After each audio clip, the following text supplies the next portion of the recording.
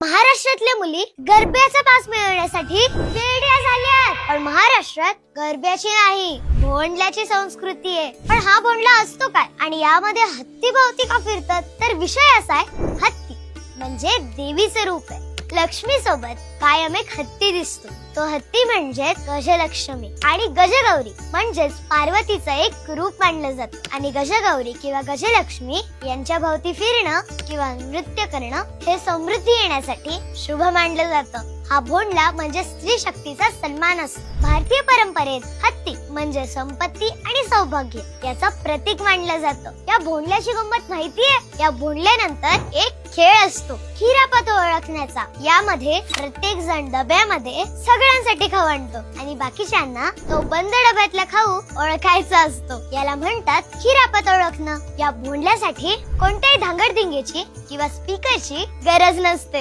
नाही, गरबा खेळणं चुकीचं नाहीये, पण त्या नादात आपला भोंडला विसरू नका हे सांगण्याचा आमचा एक छोटासा प्रयत्न आहे. बोला अंबाबाईचा उदो उदो शार्पनर.